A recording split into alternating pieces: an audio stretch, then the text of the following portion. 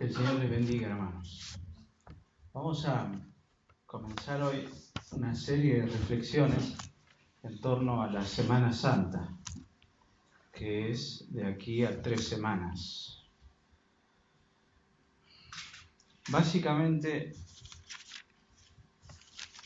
me pareció necesario o importante, o le encontré la vuelta así yo, de pensar estos 3 domingos que vamos a tener de aquí al domingo de Resurrección, de Pascuas, en torno a 3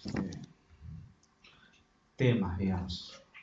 El primero, que es el día de hoy, es la preparación para la Pascua. El próximo domingo, si Dios quiere, vamos a hablar de la muerte de nuestro Señor y el último domingo de la resurrección de nuestro Señor. Esa va a ser un poco la estructura. Y hablo de que nosotros estemos preparándonos para la Pascua. Me pareció importante pensar esto, de estos tiempos, si bien sabemos que nuestro Señor tiene que ser realidad en nuestra vida todos los días, no solo los domingos, sino los lunes, los martes, de cualquier semana y de cualquier época, y que no depende de la época, digamos, pero que pueda ser este tiempo, el tiempo de la Pascua, un tiempo para que nosotros reflexionemos aún más profundamente acerca de la muerte de nuestro Señor y de su resurrección, que es lo que vamos a estar celebrando y conmemorando de aquí a 2 semanas. Me gustaría leer, voy a predicar, en realidad voy a estar refiriéndome al libro de Mateo, del capítulo 21 hasta el final del Evangelio. Así que no lo vamos a leer todo eso. Pero un versículo que a mí me llamó está en Lucas, el Evangelio de Lucas, el capítulo 9 y el verso 51.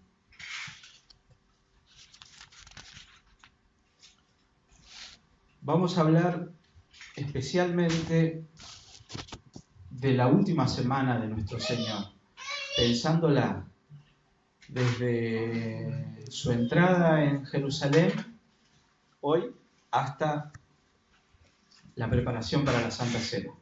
La próxima semana vamos a hablar de la Santa Cena hasta su crucifixión, y la otra desde su crucifixión hasta su resurrección y nuestros días. Acá está hablando Lucas, falta todavía para la Pascua, falta todavía para la muerte de nuestro Señor, pero nos dice algo muy importante. ¿Lo encontraron? 9:51. 9:51. Cuando se cumplió el tiempo en que él había de ser recibido arriba, afirmó su rostro para ir a Jerusalén. Está hablando Lucas acá de Cristo encarando la parte final y más difícil, si se quiere, de su ministerio. El comienzo de su ministerio, Jesús lo desarrolla más que nada en la parte de Galilea, pero estos últimos días de nuestro Señor Jesús transcurren en Jerusalén, la ciudad de Dios. Hace bastante tiempo yo leí un libro que se llama Con razón lo llaman El Salvador, de un autor que se llama Max Lucado.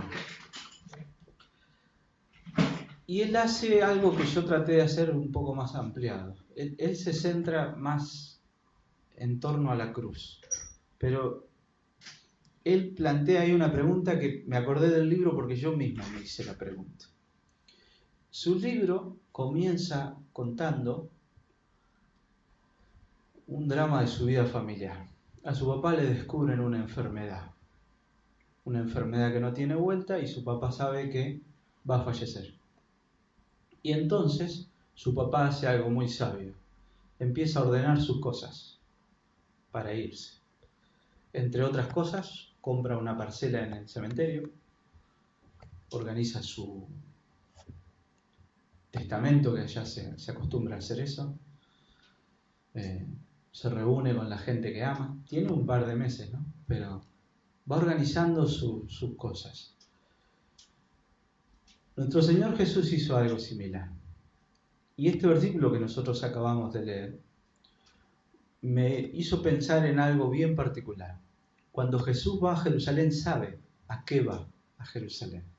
No es que la muerte lo sorprende ahí, no es que él va a Jerusalén y entonces de sorpresa lo toman prisionero y complotan contra él y lo matan. Él sabe que él va a morir ahí. Y sin embargo el evangelista Lucas nos dice, él afirma su rostro y va hacia Jerusalén. Y entonces yo estuve tratando leí varias veces de Mateo 21 hasta el final de Mateo. No vamos a hablar de todo ese final de Mateo, pero sí del 21 en adelante. Y haciéndome esta pregunta, Jesucristo va a Jerusalén una semana antes de morir. O sea, él entra el domingo, famoso y conocido Domingo de Ramos, y el miércoles en la noche ya lo apresan, y según algunos, Jesucristo muere el jueves, según otros muere el viernes. No es tema de discusión. Pero esos días, digo, si yo sé que me voy a morir, ¿no? Si el médico me dice, vos mira, tenés 3 meses, ¿qué hago? ¿Qué haría yo? ¿Cómo me prepararía? Distinto es si la muerte nos sorprende, ¿no? Un día de viaje nos sorprende. El cristiano siempre debe estar preparado. Y estar preparado significa estar en paz con nuestro Dios, sabernos perdonados por la gracia del Señor. Espiritualmente, si hemos nacido nuevo, estamos preparados. Pero hay cosas que... ¿Y qué hizo nuestro Señor en esa semana? Yo pensé en eso. ¿Qué hizo Jesús? Sabiendo que Él iba a Jerusalén y que iba a eso, que iba a morir. Es más, Él se los anuncia antes de emprender el viaje. Jesús le dice a sus discípulos, ustedes saben que es necesario que el Hijo del Hombre sea entregado y muera. Y algunos le dicen, Pedro le dice, no, ¿cómo va? Y el Señor le dice, es necesario. Incluso lo reta. ¿Y qué hace Jesús? ¿Qué haríamos nosotros si nos tocara saber con anticipación?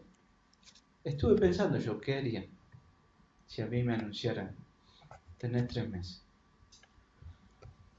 Qué lío dejo. Pero, ¿qué haría? Si nosotros pensamos también en nuestra Pascua, en la Pascua, ¿qué pensarían de mí si yo les dijera que para prepararnos para la Pascua lo que tenemos que hacer es comprar chocolate y confites? ¿Eso es prepararse para la Pascua? ¿Qué sería prepararnos para la Pascua? ¿Preparar qué? Nuestros corazones. Muy bien. Que haya huevo de Pascua y confites no está mal, es lindo, pero pensaba eso yo, cómo el Señor se preparó para esos días. ¿Qué hizo Él? ¿Qué habló? ¿Qué dijo? ¿Qué pensó? ¿Con quiénes habló? ¿Con quiénes se relacionó? Y hay algunos detalles sobre los cuales me gustaría llamarles la atención. El primero de ellos es que Jesucristo entra el Domingo de Ramos en Jerusalén y es recibido con palmas y toda la gente cantando, Hosana el que viene en el nombre del Señor. Ahora vamos a repasar algunas de las cosas que suceden. Pero esa misma noche Él se va de Jerusalén. Y así lo hace todas las noches hasta que lo apresan. Se va a otro lado. ¿A dónde se va? A Betania, donde están Lázaro, María y Marta. Se va a casa de sus amigos. Se rodea él de gente a la que él considera sus amigos, con las que él quiere estar y a las que él quiere preparar. Si yo pienso en si Jesús estaba preparado para morir, Jesús desde el principio de los tiempos estaba determinado a ser sacrificado. Él se ofreció al Padre desde el principio de los tiempos como el sacrificio perfecto por nosotros. Cuando Jesús nace en el pesebre en Belén, el niño que nace para morir en una cruz. Todo gira y todo culmina y todo se centra en la cruz de Cristo. Cuando Jesús comienza su ministerio con ese pasaje en Isaías diciendo, el Espíritu del Señor está sobre mí porque me ha ungido, Él sabe que comienza su ministerio para que termine ahí. Pensando en estos últimos días de Jesús, leía una y otra vez los pasajes pensando en ¿qué veo yo acá? ¿Qué está haciendo Jesús? ¿De qué está hablando? ¿Qué lo preocupa? ¿Qué quiere Él dejarnos? Y pensé en 3 enseñanzas que nos dejan estos días y que las veo reflejadas en varios de los episodios de estos días. Como les decía, yo leí mucho el libro de Mateo.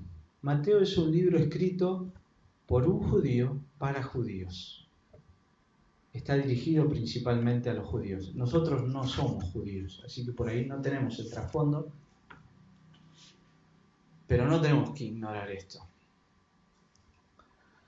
Y habla muy fuertemente de eso. La primera idea que el Señor puso en mi corazón acá y que me hizo ver, es que Jesús nos enseña en estos días a rechazar la superficialidad de nuestra fe y a no descuidarnos y ser religiosos, hipócritas y vacíos. Varios de los discursos y varias de las cosas que hace nuestro Señor tienen que ver con confrontar a los escribas y los fariseos. En estos días en que Él viene, Él predica y Él está en distintos lados y está rodeado todo el tiempo de escribas y fariseos que están pensando ¿qué? ¿Cómo matarlo? Y Él en varias de estas ocasiones, Él les habla a estos hipócritas, porque los llama así, escribas y fariseos. Él los confronta directamente y creo que para nosotros, yo lo pensé para mí, el riesgo del que siempre hablamos, de terminar siendo fariseos, de terminar siendo superficiales en nuestra fe y no comprometidos. Jesús en estos días llama y advierte sobre qué es lo importante, qué es lo central y qué es lo superficial, aquello a lo cual los fariseos y los escribas están prestando atención. Miren, hay varios eventos que tienen que ver con esto. El primero es el que está en Mateo 21 del 18 al 20. No vamos a ir leyendo porque son muchos. Es la maldición de la higuera estéril. ¿Recuerdan ese evento? Jesús, antes de entrar en Jerusalén, ve una higuera y se acerca. Y la higuera no tiene fruto, y Él la maldice. Y al otro día los discípulos ven que la higuera está seca. Los comentaristas nos hacen pensar que siempre en el Antiguo Testamento la higuera es un símbolo de Israel. Pablo nos dice en la epístola a los romanos que Israel no ha sido desechado, pero sí este evento, este gesto de Jesús, nos hace pensar a nosotros que la época de la ley ya termina y que Israel, esa parte de Israel que rechazó a Jesús, los escribas, los fariseos y los que lo siguen, han sido desechados porque no han dado fruto. No han dado fruto. Ellos se jactan de su propia justicia, se han vuelto orgullosos, cargan a los demás con leyes y decretos y hay que hacer esto, hay que hacer lo otro, hay que hacer esto, hay que hacer lo otro. Y ni siquiera ellos lo practican. Cuando Jesús maldice la higuera y la higuera se seca, nos está diciendo esto. El tiempo de la ley termina. El pacto de la ley termina y empieza un nuevo pacto. Y el sacerdote de este nuevo pacto soy yo, dice el Señor. Apenas entra en Jerusalén, después de la recepción con las palmas y los mantos sobre el piso y todo, Él se dirige a un lugar, al templo. ¿Y qué ve allí? A los cambistas, a los negociantes. Y Él se enoja con los que venden y con los que compran, con los que hacen negocio de la fe y con los que aceptan que y piensan que de la fe se puede hacer un negocio. Y ese es el episodio donde Él voltea las mesas y libera a las aves y hace un lío grande en el templo. Y hay muchachos, dice el Evangelio, hay niños en ese templo que cuando ven a Jesús haciendo eso, dan gloria a Dios. ¿Y quiénes se enojan? Los fariseos, los escribas, los sacerdotes. Y vienen y le reclaman. Y él cita el Salmo. ¿No habéis oído lo que dice la Escritura? De la boca de los niños perfeccionaste la alabanza. Estos chicos se están dando cuenta de lo que está haciendo Jesús. Jesús nos está diciendo un evangelio superficial que se convierte en un negocio. No es el evangelio que yo vine a predicar. Una religión, una relación con Dios desde esa premisa no vale, no sirve. Jesús está cumpliendo acá profecías. El libro de Mateo hace mucho hincapié en el cumplimiento de las profecías.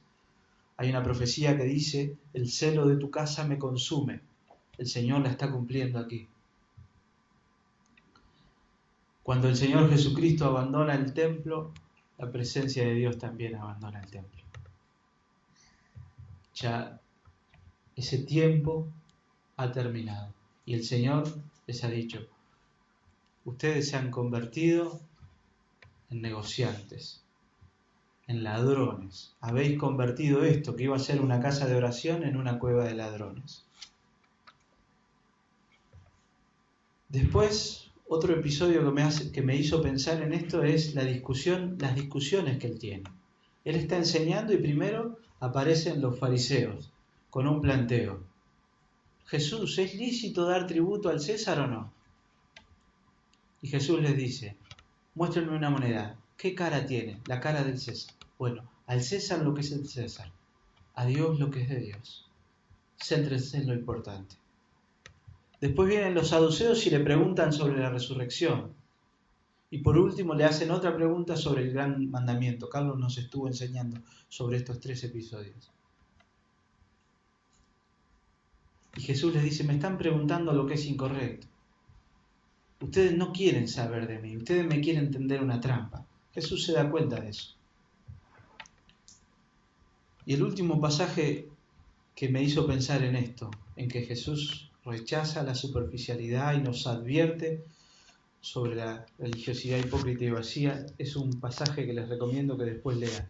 Es el capítulo 23 de Mateo, del versículo 1 al 39. El título que tiene en la mayoría de las Biblias es Ayes sobre los fariseos y escribas. Porque él dice 7 frases en las cuales dice, ay de ustedes, fariseos y escribas,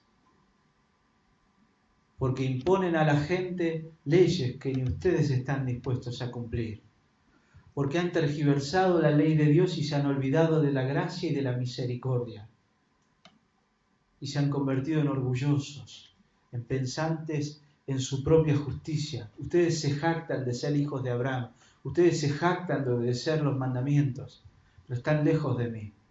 Porque aquel que conoce a Dios manifiesta ese conocimiento de Dios en amor y misericordia. Y ustedes tienen cualquier cosa menos eso. Si ustedes leen esos últimos pasajes, esos últimos capítulos de Mateo, van a ver que hay un muy fuerte énfasis en combatir esta religión vacía de los fariseos, de los escribas, de los saduceos. Y yo lo pensaba para nosotros hoy. Yo no soy de la secta de los fariseos ni de los saduceos, ya no existe, son sectas judías. Pero ¿cuántas veces nosotros también podemos terminar cayendo en una religiosidad liviana, superficial, pensando que el Evangelio se reduce a hay que hacer esto y no hay que hacer esto? En el Evangelio hay cosas que a Dios le agradan y hay cosas que a Dios le desagradan. Esto es cierto, pero el Evangelio se trata de otra cosa. El Evangelio se trata de Jesús. Entonces, si nosotros pensamos en cómo preparamos nuestras vidas para la Pascua, pensemos en nuestros corazones, como nos decía Julia. Lo que tenemos que preparar es nuestro corazón, para que nuestro corazón no sea así, no sea superficial. Pensar en la obra de Cristo, pensar en la cruz, mirarla una vez más detenidamente, volver a leer esos pasajes que hemos leído un montón de veces, pero verlos como la manifestación más grande del amor. Pablo, que tenía una locuacidad impresionante, era un tipo capaz de desarrollar discursos teológicos muy complejos. Él decía: he ido a vosotros y no he querido predicaros otra cosa más que a Cristo y a este crucificado. En esta Pascua el centro es la cruz de Cristo. Y si nosotros no miramos a la cruz de Cristo, no nos detenemos a pensar en esa cruz y en el sacrificio que Él hizo, corremos el riesgo de ser como estos fariseos, con una fe superficial. Corremos el riesgo de cargarnos de mandamientos, de convertir nuestra religiosidad o nuestra fe en una serie de prácticas solamente. El Evangelio de Mateo es quizá uno de los que más he estado leyendo yo en este tiempo. He predicado las últimas veces sobre este Evangelio. Y si acaso yo tuviera que pensar, todos los comentaristas dicen que este es el Evangelio de un judío para otro judío, que hace mucho énfasis en Cristo como el Mesías prometido, y es cierto.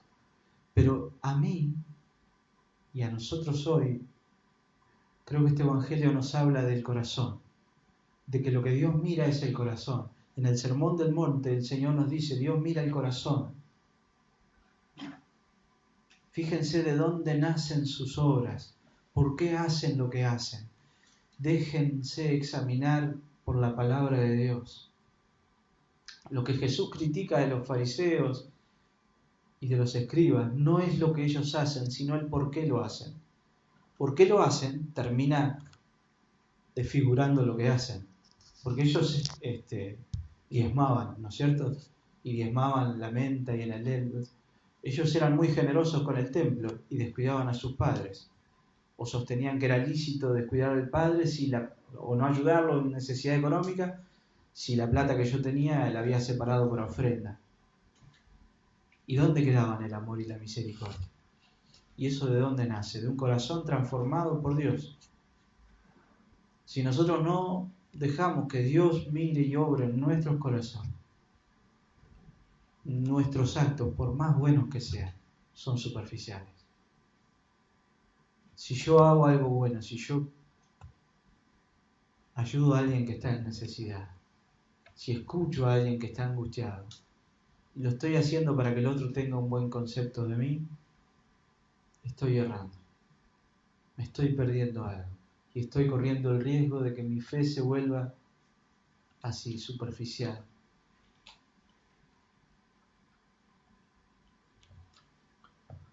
Otro aspecto importante, el segundo aspecto importante que vi en estos últimos pasajes, es cómo se resalta la persona de Jesús. ¿Quién es Jesús? Jesús es Dios, y Él mismo lo afirma, y porque Él lo dice, lo van a matar. Si Él se quedara callado, quizá no lo mataría. No existen los quizá en el Evangelio, porque todo lo que hizo Jesús lo hizo intencionalmente y sabiendo ya lo que iba a pasar, ¿no es cierto? Pero Jesús, sabiendo que el reconocer su divinidad, el asumir su divinidad, el proclamarla Él mismo, le va a causar la muerte, lo hace. Cuando Él entra en Jerusalén ese domingo de Ramos y la gente pone sus mantos sobre la vereda, sobre las calles, para que pise el pollino en el que Él viene, y canta y grita: Hosana, Hosana, el que viene en el nombre de Dios, al Hijo de David. Él está recibiendo honra, Él está recibiendo adoración, y no la rechaza, porque Él es Dios. No es falsa humildad, Él es Dios, Él merece toda adoración. Cuando se enfrenta a los fariseos, les cuenta 3 historias. La primera de ellas es la de los labradores malvados, que nos habla de los fariseos rechazándolo. ¿Se acuerdan de esa historia? Un hombre tenía una viña y se la alquiló a unos labradores. Cuando llegó el tiempo de la cosecha, mandó a sus empleados a cobrar el alquiler. ¿Qué hicieron estos labradores? Los mataron, los apedrearon, los trataron mal. Así 2 veces, hasta que decide el labrador, el dueño de esa finca, mandar ¿a quién? A su propio hijo. ¿Y qué hacen? Lo matan. ¿Quién es el hijo? Jesús. Y él les dice a los fariseos: ustedes son los labradores que se robaron la finca. El pueblo es de Dios, la grey es de Dios. El que rescató a Israel de Egipto es el Padre, es Dios, no ustedes con su religión vacía. Y el Padre les envió profetas, les envió a Isaías, les envió a Elías, les envió a Moisés, les envió a Jeremías, y ustedes los maltrataron y los mataron. Y ahora les envía a su Hijo. Esa es una afirmación de la divinidad de Cristo. Y ustedes van a hacer lo mismo. Él se reconoce a sí mismo como Dios. Esto, en vez de provocar arrepentimiento, provoca más odio. La otra historia que les cuenta es la historia de la fiesta de las bodas. Los invitados a las bodas no quisieron venir. Entonces, el dueño de casa mandó a juntar, que vengan. Busquen a la gente que venga, que venga, que venga, que venga a la fiesta. Esto nos habla a nosotros, los gentiles. Muchos en Israel creyeron en Cristo, muchos no. Esos estaban invitados a la fiesta y no fueron.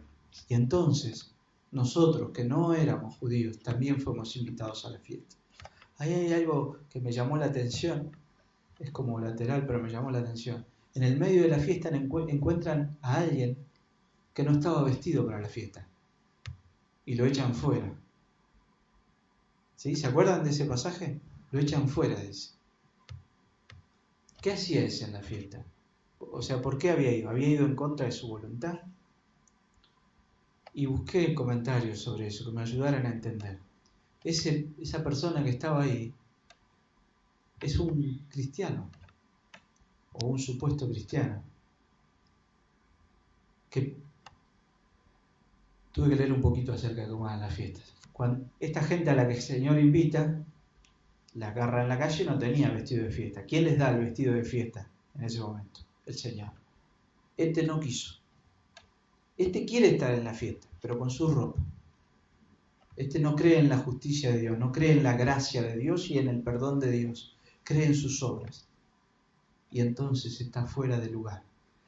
Esto también nos puede pasar a nosotros. Nos convertimos en fariseos si confiamos en nuestras propias obras y en nuestra propia justicia. La importancia de la cruz es esta, es que es el perdón de Dios. Vestirnos para la fiesta es aceptar el perdón de Dios. Si queremos estar en la fiesta con nuestra propia justicia, no vamos a estar.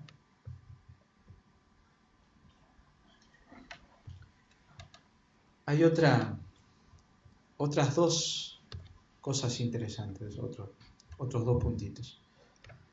La primera, una pregunta que le hacen los fariseos: ¿de quién es el Hijo del Cristo? Así aparece el título en el pasaje. Vienen los fariseos y Jesús, así como ellos le habían querido tender una trampa, les hace una pregunta. ¿De quién es hijo el Hijo del Hombre? De David, dijeron ellos, de David. Y él les dice: ¿y entonces por qué David lo llama Señor? ¿Por qué David llama al Mesías Señor? Porque es Dios. Porque aunque Cristo podamos nosotros llamarlos hijo de David, porque desciende de David, David lo llama a su Señor porque es Dios. Y él mismo está afirmando: yo soy más que David, les está diciendo a los fariseos. Y se enfurecen aún más. Otro reconocimiento a la divinidad del Señor es en ese lugar a donde él iba, a Betania, donde viene una mujer y rompe un frasco de alabastro y enjuga los pies del Señor con un perfume. Lo adora. le brinda pleitesía, le da la adoración que el Señor merece. Y el Señor la acepta. Cuando delante de Pedro se inclinaba la gente, Pedro que les decía, no se arrodillen delante mío, yo soy un hombre. Cuando Pedro se inclina delante de los ángeles le dicen, no Pedro, no te arrodilles delante de nosotros, somos criaturas igual que vos. María se arrodilla delante del Señor y lava los pies del Señor con perfume y con su propio cabello. El Señor recibe la adoración. Porque nosotros tenemos que recordar que el que viene a Jerusalén a morir es el Dios que se hizo carne. Nunca nos tenemos que olvidar que el Cordero que se ofrece es el Cordero perfecto de Dios. Es el único que podía sacrificarse. Es el Dios que se hizo carne y que vino a dar su vida por nosotros. En la Pascua nosotros tenemos que pensar que no es Jesús un hombre que muere, es el Dios hecho hombre. Es el único que podía morir por nosotros. Y Él nos dice, Él nos hace acordar en estos días. Cuando Él se vaya y envíe el Espíritu Santo, los discípulos van a entender esto. Nos tenemos que acordar que Él es Dios. Último punto. La tercera cosa que hace Jesús. Él se despide de sus discípulos y les promete volver. Los prepara. Después, Él cuando resucite y esté con ellos, va a seguir hablándoles. Acá da la profecía de las señales antes del fin. Estén preparados. Va a pasar esto, va a pasar esto y va a pasar esto. Cuando vean eso, sepan, yo vengo. Y si aparece otro diciendo, ahí anda el Cristo, aquel es el Cristo, no le crean. Porque cuando yo venga, ustedes van a saber. Todo el mundo lo va a ver. Les cuenta las parábolas de las 10 vírgenes. Si les parece que tardo, igual estén listos. No se desesperen, no se angustien. Yo vengo. Renueven el aceite de sus lámparas. La parábola de las 10 vírgenes, ¿se acuerdan? 5 prudentes, 5 insensatas. No sean insensatos, estén listos. Han pasado 2000 años y el Señor aún no ha venido. Damos gracias a Dios porque Él ha extendido su misericordia durante 2000 años para que más hombres crean en el Evangelio. Pero ¿qué si acaso el Señor quiere venir esta tarde? O dentro de 50 años. No lo sabemos. Pero ¿cuándo tenemos que estar listos nosotros? Siempre. Y este es el consejo que les da Él a sus discípulos antes de morir. Estén listos. La parábola de los talentos. Sean responsables. Lo que yo les doy, úsenlo con sabiduría. El juicio. Cuando yo venga, los corderos de un lado, las cabras del otro. ¿Y qué les voy a reclamar? Me dieron agua cuando tuve sed, me visitaron cuando estuve enfermo, me dieron de comer cuando tuve hambre, me visitaron cuando estuve preso. ¿O no? ¿Vivieron lo que yo les enseñé? Ustedes me vieron a mí, anduvieron conmigo estos 3 años. Hagan lo que yo. Si realmente me conocieron, su vida va a ser distinta. Ustedes van a ser distintos. Van a ser distintos que los fariseos, que los saduceos. No van a ser religiosos, hipócritas y superficiales, porque yo lo que vengo a hacer es a dar mi vida para lavar sus corazones. La única forma en la que el hombre puede vivir la vida que Dios quiere es con un corazón renovado, cambiado. Y el único que puede hacerlo es Cristo, a través de su sacrificio. Yo lo voy a hacer, pero también ustedes tienen que poner de su parte. Estén atentos, estén cuidadosos, espérenme, tengan esta esperanza.